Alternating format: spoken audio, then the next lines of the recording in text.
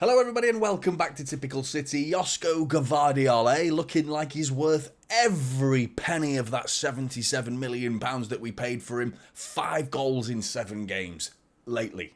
Unbelievable. Blossoming into this player that we all knew that was in there. We saw it at RB Leipzig. We know what the guy's capable of. But the quality that he's shown under immense pressure. Unbelievable pressure the guy's facing right now. The whole team is, in fact. But he is standing up in his first season. He got off to a bit of a mediocre start. I don't think it was poor, but it was a bit, like middling. Lately, though, he's just absolutely gone from strength to strength and showing everybody what he's all about. And it's not just the goals, his overall contribution to the play. In fact, his defensive numbers weren't that good in this game. He wasn't called into action too many times, but what he did do going forward was sensational. It really, really was. And the whole team, in fact, were brilliant. It wasn't just Joško. I thought the whole cohesion of the whole Manchester City side yesterday just ticked. Everything, once that first goal goes in, most importantly as well, that just settled the nerves. And it was Joško that settled the nerves. Let's get it straight, because this guy just came on and just showed some sublime quality. The link-up play with Kevin De Bruyne for that first goal was fantastic, but the composure that he showed in front of goal, brilliant. Anyway, let's have a look at the team stats, how the whole team did on the whole. And as you can see, it's just pure domination from Manchester City with 64% possession, which is actually quite low for us. Normally we break 70s against teams in the Premier League in middle to the bottom of the Premier League. We tend to break 70%, but still 16 shots to their one. One shot from Fulham just shows how much we just dictated that whole game as well. 9 on target for City, 3.25 XG, again indicating the truth behind the narrative was there. 4 goals scored with an XG of 3.25, as to be expected. To compare that to the pretty pitiful 0.12 of Fulham. I don't think Fulham played that badly either, to be honest. I just felt like we just another level. We were just the clearly leagues above them in this particular game. 5 big chances as well, 769 passes to their 420. 3 yellow cards for them and 1 red card as well. Don't forget that in the 96th minute, a red card. It would have been nice to have played a few more minutes with them being down to 10 men, because that goal difference would have been even bigger had they played for a longer period of time with 10 men. But it was only for that 30 seconds of Alvarez taking the penalty and making it 4-0. Right, Ederson.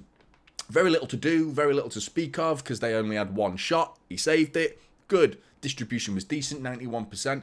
50% of his long balls were accurate as well out of the 6 that he took. 1 save. 6.5 for Ederson, and the clean sheet as well. Really good. I don't think he had anything to do with the clean sheet other than the 1 save that was a trickling back sort of Cruyff effort, similar to Bernardo Silva's goal against Newcastle away at St James's Park, but it was trickling towards goal. He got behind it, saved it. Not much you can expect from Ederson, and it's good that he wasn't tested. No high claims needed or anything, because he was a bit flappy in the last couple of games, but clean sheet, 6.5. Kyle Walker, another 6.5, came on. Very little to do defensively. A couple of wayward passes. I think he joined the pitch and there was some nerves to his game once he was introduced as a substitute, but I think after that he grew into the game. He did everything simple, very little, no defensive work to do. As you can see, 0s in tackles, ground duels. He wasn't dribble past, no block shots, no attempted dribbles. Very quiet game for Kyle Walker, but again, clean sheet, 68 minutes played, coming on for Nathan Ake. Okay. Ruben Diaz, on the other hand, he did have a little bit of defensive work to do. As you can see, and the numbers reflect that, with a tackle, 3 clearances, 7 aerial duels. He won 6 of them, 3 interceptions, 1 ground duel, and he won that as well. So for me, that was a solid performance. There was a couple of diving headers in that first half, crosses coming into the box in the first 15 minutes. When we looked at our most shakiest, we weren't quite at our best in the first 15 minutes, and that's nerves. We shook them off with performances like this from Ruben Diaz, where he was just solid as a rock.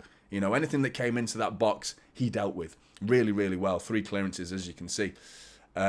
Distribution was solid as well. He touched the ball 102 times, 91%. He deserves an 8 for me. Really good from Ruben Diaz.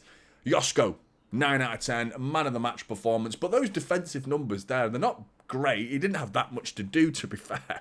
5 ground duels, didn't win any of them. 4 dribble attempts, didn't complete any of them, but he scored 2 of the most important goals in our season so far, so the guy absolutely deserves accolades, and the finishes as well. Can we talk about those finishes? Because they were unbelievable.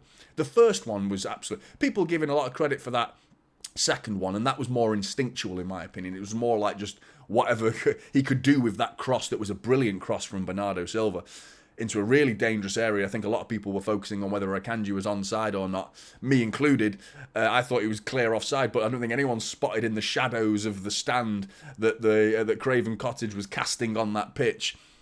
Hidden down there was Anthony Robinson playing Akanji onside by quite some distance in the end. So it looked like a sublime team effort goal from the set piece as well. It was a short corner taken that was really, really good, and Gvardiol's finish for the second goal was brilliant.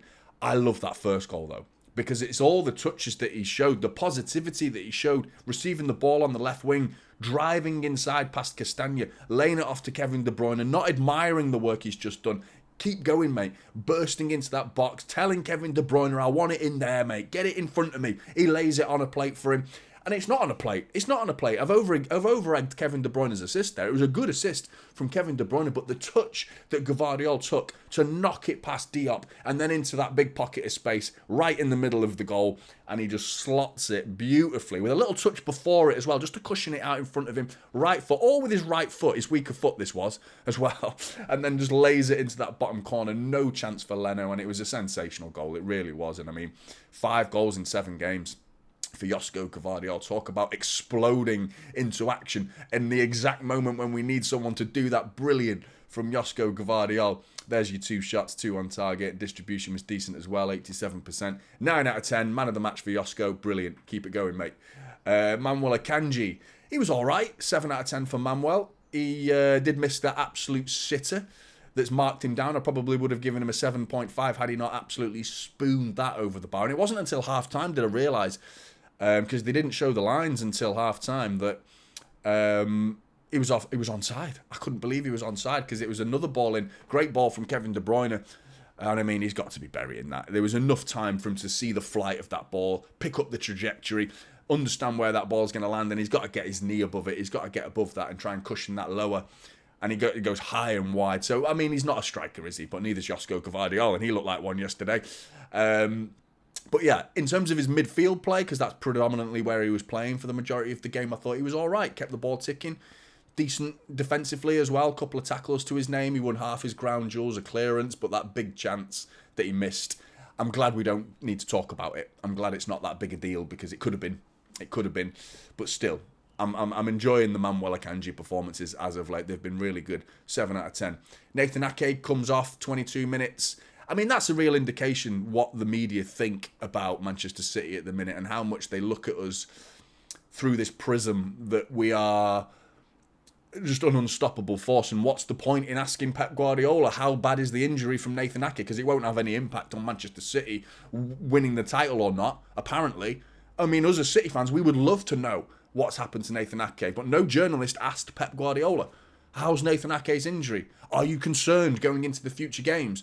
No, you're not even going to bother asking the question. No, because you know full well City are just going to dominate whoever we put on the pitch. Is that what you're thinking? You're that bored you can't even ask the questions anymore.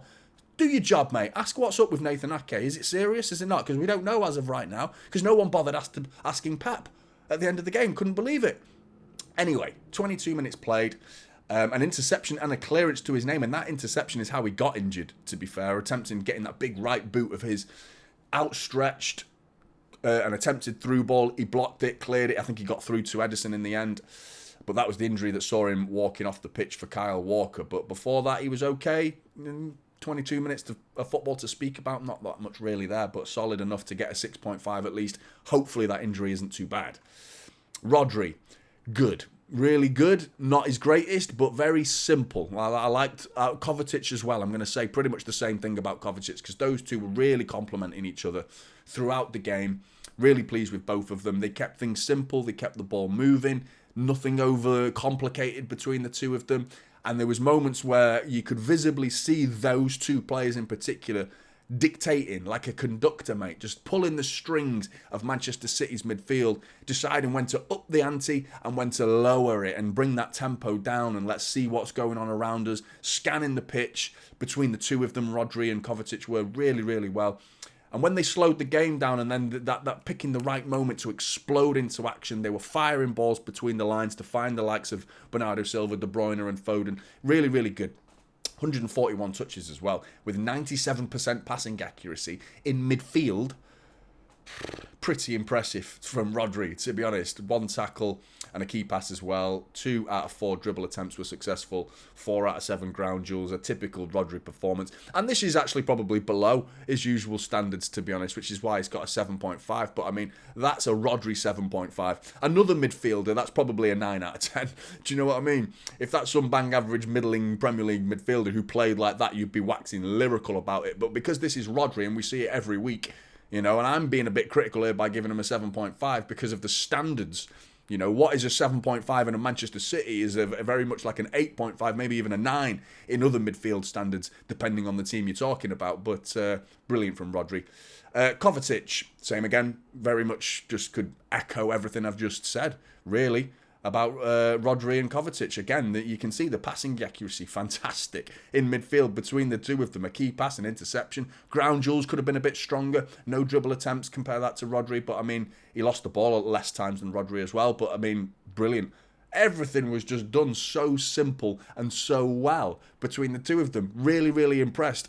If I put Kovacic first, I'd be saying the same things first about him, just as much as I would be saying the same things about Rodri. Brilliant. For me, them two, midfield for the rest of the season, and we could well win 4 Premier Leagues in a row and another FA Cup back-to-back. 2 doubles in a row as well it would be, if you include last season as a double with it being a treble, of course. But still, you know what I mean. The point is, our midfield looks good, strong, powerful and assured, and I'm happy. I'm very happy. Foden, 8.5, brilliant. Got his goal, really, really good. A little bit fortunate. I don't think he connected with it quite as well as he probably would have wanted to, but still finds the bottom corner. And his performance towards the game overall was really good, I thought, as well. 91% passing accuracy. Again, brilliant. 2 shots, both on target, 3 out of 6 ground duels, 2 key passes. And that's a point I wanted to mention as well. His defensive work, there was a couple of times, both in the first half, if I remember rightly, because of Joško Gvardiol's instructions were to get so far forward down that left wing, and he did a great job of it, Joško Gvardiol. There were a couple of times, something I mentioned in the preview, that because of that, there's going to be a big gaping hole in that left-back position should Iwobi or Willian or Cordova-Reid decide to bomb it down that right wing on the counter-attack. And a couple of times they did, and Foden twice got back and prevented a counter-attack from being something more serious. And I was really impressed by Phil Foden's defensive work in this game. So he gets an extra 0.5 on his score from a defensive point of view for me. But again, scores arguably the most important goal in the game. First goal, brilliant, settles the nerves, but that second goal kills the whole spirit of Fulham, and City just dominated and dictated, and Fulham throughout the game didn't really offer anything, but that second goal was so important from Phil Foden. Player of the season, has to be. Kevin De Bruyne, really interesting performance, because I thought he did not do the simple things well in this game, and that's echoed and proved by the passing accuracy, which is normally quite low for Kevin De Bruyne. If I remember rightly, I think he's took about 45 passes, of which I think 31 or 32 were completed. That's low, you know what I mean? That's low, even by Kevin De Bruyne, who is a risk taker. His percentages are always going to be low because he tries that killer pass. That's always the case. But there were times yesterday he was just passing it out for a throw in, a simple 20-yard pass down that left-hand side for Gvardiol to get on the end of, and it just goes out for a throw-in. But the output that he actually does deliver here is something that I didn't praise him enough yesterday in my watch-along. 7 key passes. It doesn't feel like that sort of game from Kevin De Bruyne, but you look back and watch the game back. If you watch the game in its entirety like I have again, you see what Kevin De Bruyne does do. And at times I'm looking at Rodri and Kovacic and how well those two players just do the simple things almost impeccably. Almost. But because Kevin De Bruyne doesn't have that side of his game, that's not his strong point, just a simple 10-yard pass or keeping the ball moving, being aware of what's around you to just keep that ball in Manchester City's midfield. He gets it and he looks for the most dangerous thing that he can do to the opposition.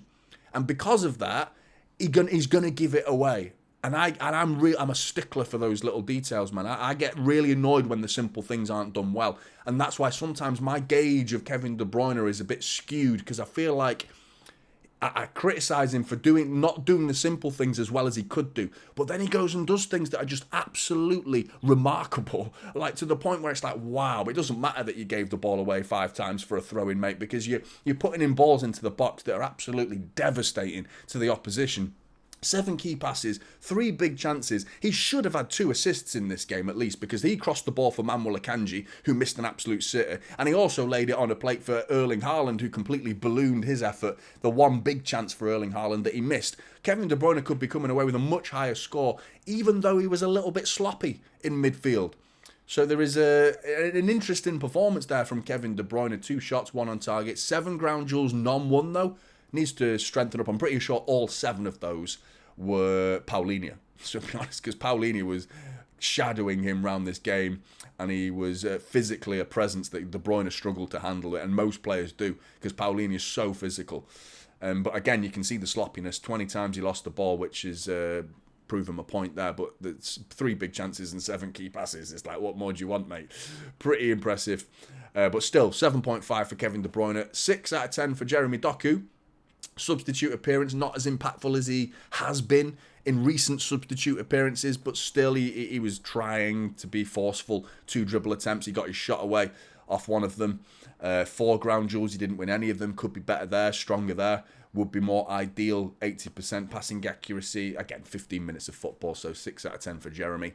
Bernardo Silva, 2 assists. One that was a little bit fortunate because he was tackled by Paulinho. Again, I'm going to mention Paulinho and how solid he was, but he was still on the receiving end of a 4-0 thumping. But still, he played well, smashed Bernardo Silva. So it was a little bit fortunate how that comes back off Bernardo Silva and goes over to him for the for Phil Foden to sweep it into that bottom corner. But his ball into the box was a delicious cross for Joško Gvardiol at the back post. Brilliant from Bernardo Silva. But he did do the simple things really well, as you can see with the 93% passing accuracy. So he retained the ball really well there. 4 key passes as well. Brilliant. Half his ground duels were won. A big chance was created. 2 dribble attempts.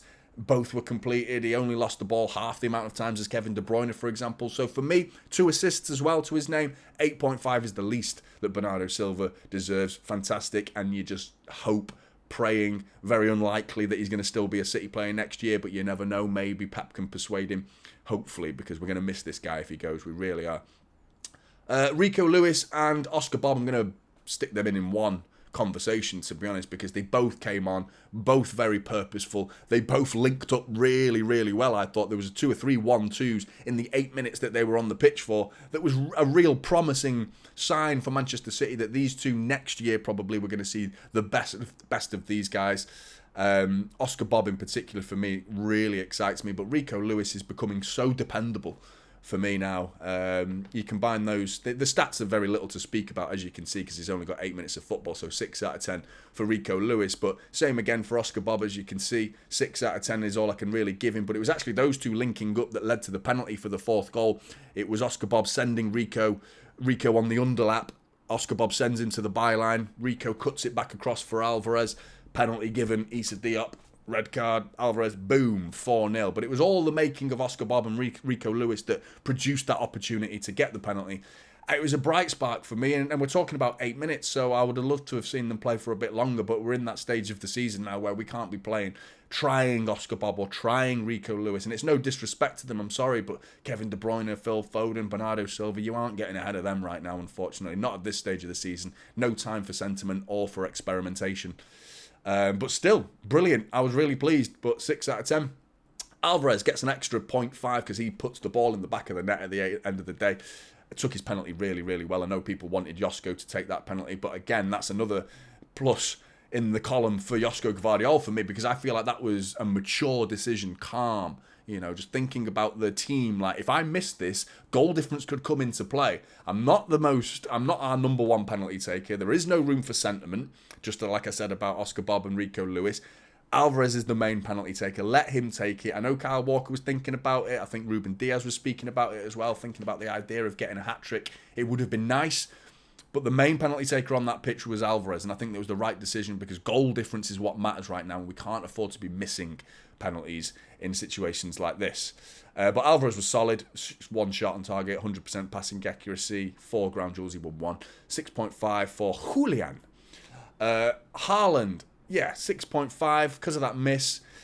A lot of his score goes down for that for me because that was a real opportunity. But I actually thought his hold-up play was decent in the first half. There wasn't too much to really speak about. He only touched the ball 21 times, which is typical for Erling Haaland. Passing accuracy is actually above what is typical for Erling Haaland at 80% there. One aerial duel, he didn't win it. 3 shots, none of them on target. But he was strong in the ground duels, winning 4 out of 5, which is good.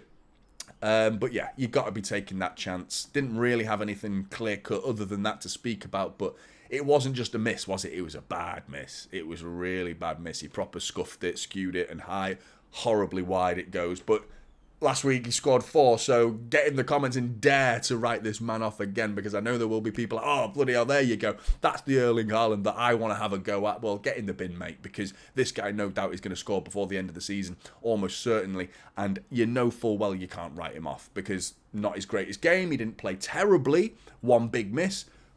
He'll do it again. He'll silence his critics next week. You know full well this guy will. So do not write him off. But Manchester City climb to the top of the table, where we belong, where we're very much used to living as Manchester City fans. But will we be there? All of us are going to tune into the Arsenal-Manchester United game later, and it's going to be, come on you rags, innit, mate? Come on you rags at the Swamp. Get in the comments below. Let us know your thoughts. Like and subscribe to Typical City, and I'll see you in the next one. This is Typical City now, holding up silver.